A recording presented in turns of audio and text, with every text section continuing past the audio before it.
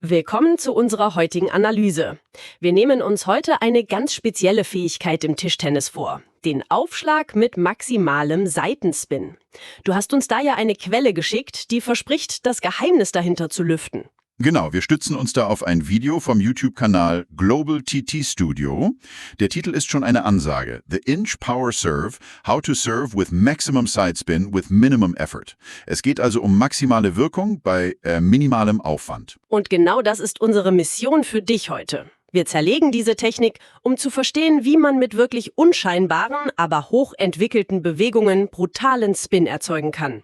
Wir wollen die typischen Fehler aufdecken, die Amateure machen, und dir die Werkzeuge an die Hand geben, sie zu überwinden. Im Kern dreht sich eigentlich alles um ein Konzept, das die Quelle Inch Power nennt.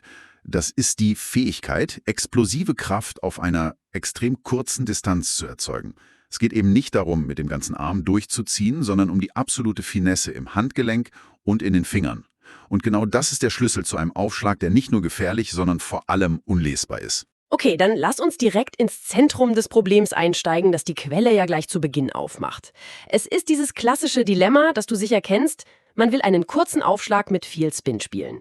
Sobald man aber versucht, Kraft für den Spin aufzuwenden, fliegt der Ball sofort zu lang. Richtig, und aus dieser Angst heraus macht man dann das genaue Gegenteil. Man schiebt den Ball nur ganz sanft über das Netz. Das Ergebnis ist dann zwar ein kurzer Ball, aber er hat null Spin und ist quasi eine Einleitung für den Gegner.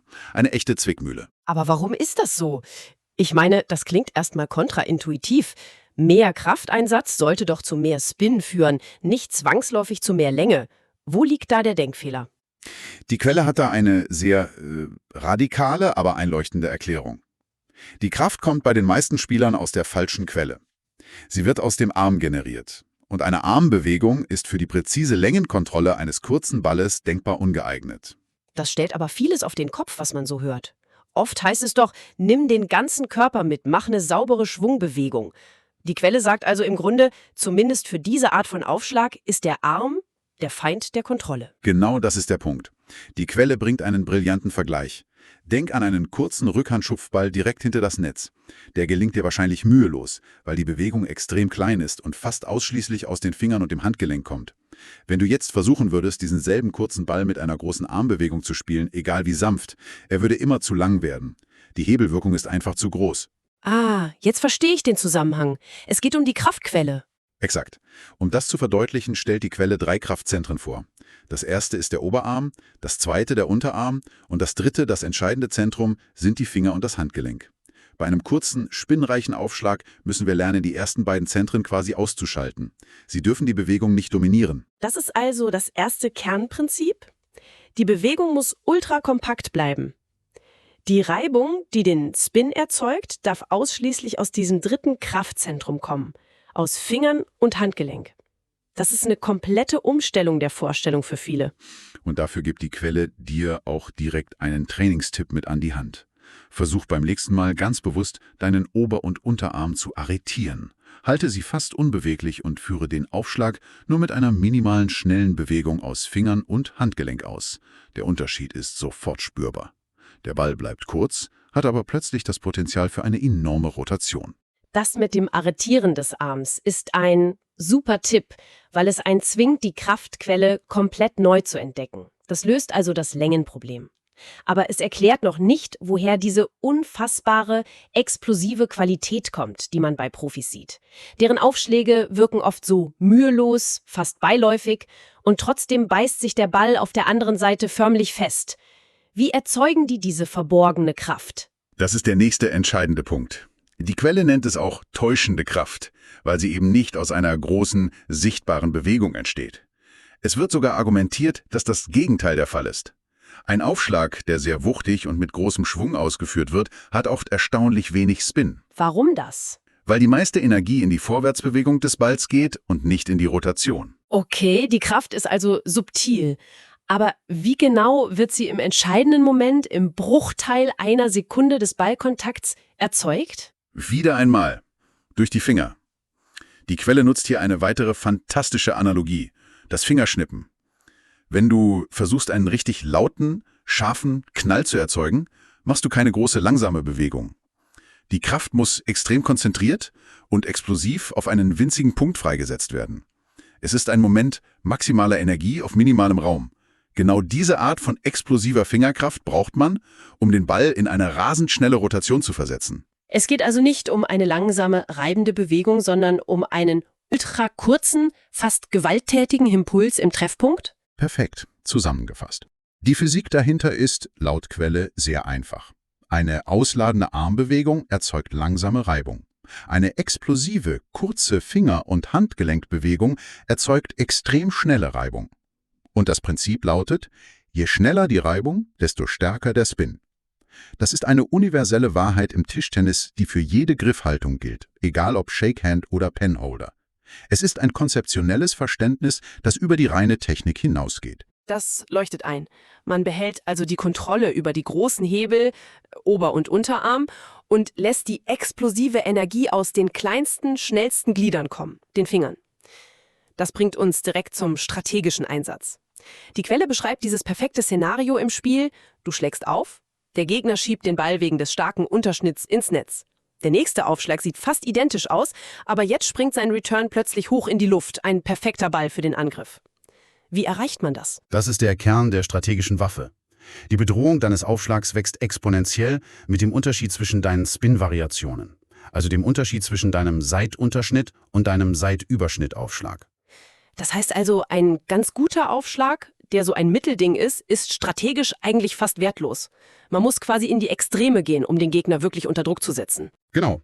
Wenn der Unterschied gering ist, die Quelle nennt das einen Halbspinnaufschlag, kann der Gegner beide Varianten mit einer einzigen, leicht angepassten Technik neutralisieren. Die Gefahr ist minimal. Das Ziel muss es sein, eine maximale Differenz zu schaffen. Du willst einen Aufschlag mit extremem Seitunterschnitt, der den Ball nach unten zieht, und einen, der wie ein echter Seitüberschuss wirkt und den Schläger des Gegners nach oben reißt.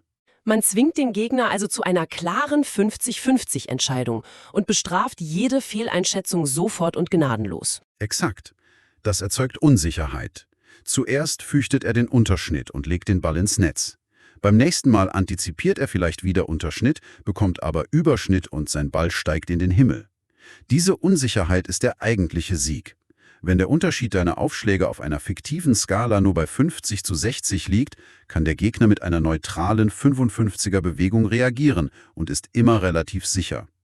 Bei einem Unterschied von, sagen wir mal, 1:100 muss er sich voll festlegen und das ist für ihn hochriskant. Okay, verstanden. Um diese Extreme zu erzeugen, müssen wir jetzt ganz tief in die Mechanik eintauchen. Konzentrieren wir uns mal auf den extremen Seitunterschnittaufschlag. Ich kenne das von mir. Ich versuche, den Ball seitlich zu schneiden, aber am Ende ist es doch meistens nur ein normaler Unterschnitt und der Ball dreht sich kaum seitwärts. Was ist da laut der Quelle der grundlegende Denkfehler? Der Denkfehler ist, dass die meisten den Ball primär von hinten treffen und ihn nur leicht seitlich streifen. Um das zu korrigieren, gibt uns die Quelle 2 entscheidende Schritte an die Hand. Der erste ist rein konzeptionell.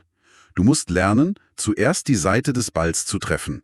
Stell dir vor, du wischst an der Seite des Balls entlang, als würdest du Staub von einer Kugel wischen. Erst wenn diese seitliche Bürstbewegung sitzt, fügst du die Unterschnittkomponente hinzu, indem die Bewegung gleichzeitig unter den Ball geht. Der Schlägerwinkel ist hierbei alles. Wer immer nur die Rückseite des Balls schneidet, erzeugt kaum Seitwärtsrotation. Die Seite des Balls treffen, das kann ich mir vorstellen. Man muss also wirklich lernen, um den Ball herumzuwischen. Aber ich habe das Gefühl, selbst wenn ich das mache, fehlt immer noch dieser extreme Biss im Unterschnitt. Die Quelle muss doch noch einen weiteren Hebel identifiziert haben, oder? Was ist das eigentliche Geheimnis für den maximalen Spin? Und damit sprichst du den zweiten Schritt an, den die Quelle als den vielleicht wichtigsten einzelnen Punkt der ganzen Analyse bezeichnet. Nutze die untere Hälfte des Schlägerblatts. Das ist ein absoluter Gamechanger. Moment, das ist ja faszinierend. Das bedeutet, zwei Spieler könnten exakt die gleiche Arm- und Handgelenksbewegung machen, aber nur, weil der eine den Ball 1 Zentimeter tiefer auf dem Schläger trifft, ist das Ergebnis ein komplett anderes. Das habe ich so noch nie betrachtet. Genau das ist es. Die Quelle demonstriert das eindrucksvoll am Beispiel eines Schupfballs. Spielst du einen Schupfball und triffst ihn mit der oberen Hälfte des Schlägerblatts, hat er kaum Spin. Macht man exakt dieselbe Bewegung, trifft den Ball aber mit der unteren Hälfte des Schlägerblatts, erzeugt er einen extremen Unterschnitt, der den Gegner ins Netz zwingt. Die Hebelwirkung ist eine völlig andere. Das ist eine unglaubliche Erkenntnis. Die Frage, die sich mir jetzt natürlich stellt, ist: Wie um alles in der Welt stellt man sicher, dass man die untere Hälfte trifft? Das ist ja eine Sache von Millimetern und Millisekunden. Hier kommt die Schlüsselrolle des Handgelenks ins Spiel und das ist ein Detail, das man wirklich verinnerlichen muss. Die Quelle erklärt es so: Im Moment des Treffpunkts muss dein Handgelenk noch nach hinten abgeknickt, also offen sein. Puh, das ist aber ein Timing-Problem, oder? Man will ja instinktiv das Handgelenk im Treffpunkt zuschnappen lassen, um Kraft zu erzeugen. Die Quelle sagt also, die eigentliche Beschleunigung passiert nach dem Kontakt. Ganz genau. Viele Spieler machen den Fehler, dass ihr Handgelenk im Treffpunkt bereits dabei ist, sich zu schließen. Wenn das passiert, trifft man den Ball automatisch weiter oben auf dem Schlägerblatt. Die eigentliche spin-erzeugende Bewegung ist dann schon vorbei, bevor sie richtig begonnen hat. Die korrekte Abfolge ist also: Handgelenk öffnen, ausholen, Ball werfen, den Ball treffen, während das Handgelenk noch offen ist. Erst nach dem Kontakt schließt sich das Handgelenk blitzschnell und erzeugt durch diese Bewegung die explosive Reibung auf der unteren Schlägerhälfte. Man greift den Ball sozusagen mit dem unteren Teil des Schlägers und katapultiert ihn in die Rotation. Das ist ein unglaublich wichtiger Punkt für das Timing. Und da hat die Quelle doch bestimmt auch wieder einen praktischen Tipp, wie man das kontrollieren kann, oder? Ja, ein simpler, aber genialer Trick. Nach dem Aufschlag einfach mal den Ballabdruck auf dem Schlägerblatt überprüfen. Man sieht oft einen kleinen, kreisförmigen Abdruck vom Staub des Balls. Ist dieser Abdruck in der Mitte oder sogar oben, dann war der Kontakt falsch und das Handgelenk hat sich zu früh geschlossen. Ist er auf der unteren Hälfte? Perfekt. So bekommst du sofortiges, ehrliches Feedback und kannst deinen Schlägerwinkel und dein Timing gezielt korrigieren. Okay, wir haben jetzt die Längenkontrolle durch die kompakte Bewegung, die explosive Kraft aus den Fingern und den korrekten Treffpunkt auf dem unteren Teil des Schlägers mit offenem Handgelenk. Eine Frage bleibt für mich aber noch offen. Die Größe der Gesamtbewegung. Intuitiv würde man ja denken, großer Schwung, viel Weg, erzeugt viel Reibung und damit viel Spin. Aber alles, was wir bisher besprochen haben, deutet ja auf das exakte Gegenteil hin. Und genau das bestätigt die Quelle, unmissverständlich. Es ist die kurze, scharfe Bewegung, die den Spin erzeugt. Viele Spieler glauben, ein großer Schwung sei effektiver, aber die Quelle argumentiert, dass eine zu große, lange Bewegung zu unkonzentrierter Reibung führt. Die Energie verpufft über eine zu lange Strecke, anstatt sie auf einen einzigen, explosiven Moment zu bündeln. Wie stellt man also sicher, dass die Bewegung kompakt bleibt? Der Treffpunkt sollte relativ nah am Körper sein. Man sollte nicht zu hoch oder zu weit nach hinten ausholen. Der Unterarm führt den Schläger zum Ball. Das ist quasi die Zielbewegung. Aber die eigentliche Arbeit, die explosive Reibung auf den letzten Zentimetern, wird, wie wir schon besprochen haben, ausschließlich von den Fingern und dem Handgelenk verrichtet. Und das ist es, was die Quelle als das alles verbindende Kernkonzept definiert. Genau. Das ist Inch Power. Die Fähigkeit, maximale Kraft und Reibung auf einer extrem kurzen Distanz, eben auf wenigen Zentimetern oder einem Inch zu erzeugen. Die Quintessenz ist: Die eigentliche Bürstbewegung muss extrem kompakt und explosiv sein. Große Ausholbewegungen oder ein theatralischer Ausschwung sind laut Quelle entweder nur unterstützende Elemente, um in die richtige Position zu kommen, oder reine Täuschungsmanöver für den Gegner. Der wahre Motor der Spin-Erzeugung ist diese konzentrierte Mikrobewegung. Fassen wir die wichtigsten Erkenntnisse für dich noch einmal zusammen.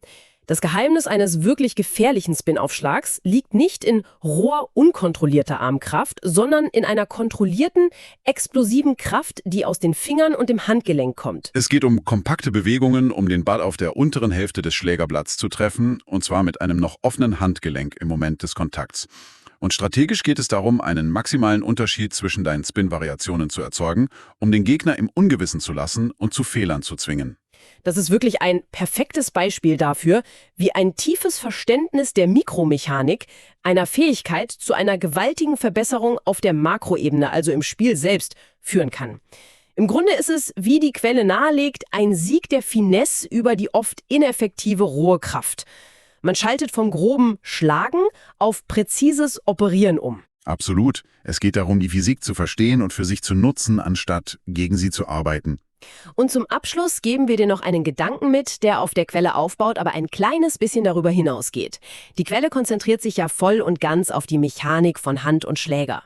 Aber denk einmal darüber nach.